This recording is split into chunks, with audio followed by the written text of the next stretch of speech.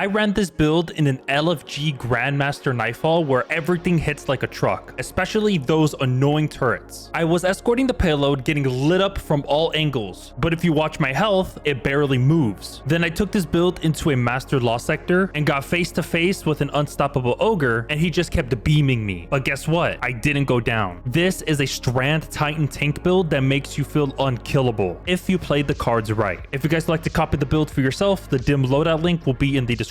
But if you want to learn more about this build and want to perfect it, be sure to stay tuned. In order for you to become unkillable, you're going to need two things for this build. The first one is an exotic armor piece you're going to want to use, and it's called the Stronghold. Here's what it does. It would, one, maximize your guard stats on equipped swords. You would also take reduced damage while blocking with a sword, and if you were to rapidly damage targets after blocking it with your sword, it would grant restoration for a certain time determined by the number of shots blocked. So as you are blocking, it would give you a 50% damage resist, and as you're taking those hits in as you're blocking, it would grant you ×2 perfect guard up to the maximum of 100 stacks. And as you were to deal sword damage while you have perfect guard stacks, it would grant restoration ×2, and if you have 100 stacks of perfect guard, it would give you ×2 restoration for 16 seconds. And to top off that 50% damage resist, while you have the Stronghold guarding activated, it would now give you a 68% damage resist. Also too, what's really cool about this build is that your sword energy does not decay whenever you block with it. So you basically have infinite damage resist as long as you're blocking. And we're also going to increase our damage reduction even further, but we'll get onto that later. The other thing you're going to want to use is this legendary sword called the Abyssal Edge. Why I chose to put this sword? Because on the third column called Flash Counter, here's what it does. Blocking damage after raising your guard emits a short range blast that disorients enemies. So this thing will come in clutch. Let's just say that your teammate dies and it's surrounded by enemies. All you would have to do is run towards them, or you can block and walk to them. Either of the two would work. As you're blocking while you're near them, all of them will be blinded and you can freely revive your teammate. On the fourth column, I would recommend going for redirection. They did buff this perk, and here's what it does. Whenever you damage a ranked and rifle combatant, it would increase your damage against the more powerful ones. So basically, whenever you hit a minor combatant, it will grant you 2 stacks of redirection up to the maximum of 30 stacks. And while you hit an enemy with this sword that is an elite or a higher ranked combatant, it will consume up to 3 stacks, and that will grant you a 33% increase in damage per stack consumed. So if you do want to use up all of those 30 stacks, you would have to hit the enemy 10 times. So basically hit red bar enemies to get the redirection stacks up, and then once you see an elite or a higher ranked combatant, that increased damage will inflict onto those targets. And for the weapon mod, I went with this seasonal weapon mod called the Will Breaker Munitions. It would increase this weapon's damage versus dread and taken targets. But if you're watching this and when episode Heresy is not out, you could also go for backup mag. Might as well, we're talking about the weapons. For the kinetic weapon, I went with this Strand sidearm called the Tinasha's Mastery. You can get this in Iron Banner, and here's what you need to run. On the fourth column, go for Chill Clip. It would basically stun Overload champions and Unstoppable champions. And on the third column, you're going to want to go for Air Trigger or Loose Change. Loose Change just increases your reload speed whenever you apply an elemental debuff, so in this case it is slow. And for the weapon mod you're going to want to go for is backup mag. For the exotic weapon I chose to put is the Monarque, because this bow is extremely powerful in any activity you're playing, specifically in Grandmaster Nightfalls. But what this bow does is that the arrows fire quickly after you fully draw it, and once you do, they will become poison arrows. Precision hits with these poison arrows will stun combatants and spread poison to nearby targets. It is also strong against Overload champions. But we're not putting it because of that. We are putting it because of the seasonal artifacts. But if you do have the catalyst for the Monarque, it would basically give you Unrelenting. Rapidly defeating targets triggers health regeneration. Guardians and powerful combatants count as more than 1 kill. And the weapon perk for the Monarque, it has snapshot sights. Basically, you just ADS faster. And for the seasonal artifacts, we're talking about the Monarque right now. You're going to want to put 2 of the artifact mods. The first one is Volatile Marksman. Rapid Void precision hits and Rapid Void weapon final blows will grant volatile rounds. So for the Monarque, all you would have to do is get a single headshot if you want to activate volatile rounds. Also too, we have this enhanced, so volatile detonations will grant class ability energy. We are using an aspect that ties to our rally barricade, so it's going to be very cool. The next one is Malignant Harvest. Rapidly applying volatile causes your next instance of void weapon damage to create a weakening burst. Also too, this is boosted. Applying weaken provides spawns a small void overshield. The next artifact mod I put for my Tinasha's mastery is called the Dreadful Finisher. Whenever you defeat a powerful Cabanon with a finisher, it would spawn in special ammo for you and your allies. And if you were to defeat a Subjugator, Tormentor, or a champion, it would spawn in more ammo. The next artifacts are tying to our super, our tangles, and our sword. So the ones that tie to the sword, the first one is Unraveling Orbs. Picking up an Orb of Power or a tangle will grant strand weapons unraveling rounds. Yes, this also ties to the sword. If you were just to block and enemies were to hit it, you will emit unraveling projectiles onto those targets. And the next one is Horde Shuttle. Damaging unravel targets with a weapon occasionally spawns a threadling. Same thing goes for this one. If the unraveling projectiles hit the target, it will occasionally spawn in those threadlings. The next two artifact mods are for your tangles. The first one is Vile Weave. Targets hit by your tangles are severed, and it would also reduce the tangle cooldown whenever you pick it up. The next one is Elemental Siphon. Rapid final blows with a kinetic weapon or a weapon matching your equipped super will create an elemental pickup that matches your equipped super. This is boosted as well, so your elemental pickups grant the matching super energy when they are collected. So whenever you pick up a tangle, you'll get more super energy. The next one is also to your tangle as well, and it's called Two Shreds. Whenever you deal sustained damage to a severed target, it would unravel them. The best part about this one is that whenever you defeat a severed target, it will create a hotspot of strand energy, granting woven mail for 10 seconds to nearby allies for a short duration. So all you would have to do is get a kill with your tangle, and it will spawn in this woven mail hotspot that would last up to 3 pulses, and it would disappear. And last but not least, the last one you're going to want to put is Limit Break, just for our super. Whenever you cast your super while you are critically wounded or have an elemental buff, in this case it's woven mail, matching your super element, it will grant a period of increased super damage. All right, let's head to the abilities first. For your class ability, you're going to want to go for Rally Barricade because we're tying it to the strand aspect called the Drenger's Lash. I just put this for more crowd control. Whenever you activate your barricade, it would unleash this strand wave in front of you, and whenever enemies get hit by that, they will get suspended. And you could also be able to stun unstoppable champions. The next way for you to stun unstoppable champions is on your grenade, and I chose to put Shackle Grenade. This one just suspends targets, and you can freely choose any other grenade you like. The last aspect I chose to put for this build is Banner of War because this is a sword build, so whenever you defeat a target with a melee attack, finisher, or a sword, it would raise a Banner of War that pulses with energy, periodically healing nearby allies and increasing your melee and sword damage. Also too, whenever the target is defeated by you and your nearby allies, it will charge up the banner, increasing the spread of its pulse. So the maximum of charges you could be able to get for Banner of War is ×4. Let's head to the fragments. You can freely choose any fragments you like, but for me, I just found this pretty useful. So for the first fragment, I went with Thread of Warding. Picking up an Orb of Power grants woven mail for 5 seconds, but you'll get -10 resilience. And also too, whenever you get woven mail, it will give you a plus 45% damage resist. I just put this just to refresh the timer whenever you were to go into that woven mail hotspot. The second fragment you're going to want to go for is Thread of Transmutation. While you have woven mail, weapon final blows will create a tangle, but you get +10 strength. If you want to know how you can be able to spawn in a tangle, all you would need to get is stranded debuff kills, but if you do have this fragment, you're not going to have to worry about that. The third fragment I went with is Thread of Continuity. Suspend, unravel, and sever effects applied to targets have increased duration. So we are going to be applying all of those strand debuffs, and that would give us a 50% increased duration. And the last fragment I went with is Thread of Isolation. Landing rapid precision hits emits a severing burst from the target. If you don't know what sever does, basically whenever it's applied to that target will deal 40% less damage to you. I also put this because I'm tying it to the seasonal artifacts, specifically 2 shreds. Let's head to the stats for this build. Your main stat you're going to want to go for is resilience, because if you have 100 resilience, it would give you a 30% damage resist. So if you were to have tier 10 resilience, woven mail, and also guarding with your sword, you will be granted 143% damage resist. So here is an image of what I was using for this build. You can pause to take a picture of it. So I have all of the armor mods, aspects, fragments, etc. So feel free to copy it as you please. I hope you guys did enjoy this build video. I would greatly appreciate it if you'll hit that like and sub button. I hope you guys have a good rest of your day, evening, or afternoon. Take care and peace. I'll see you guys in the next one.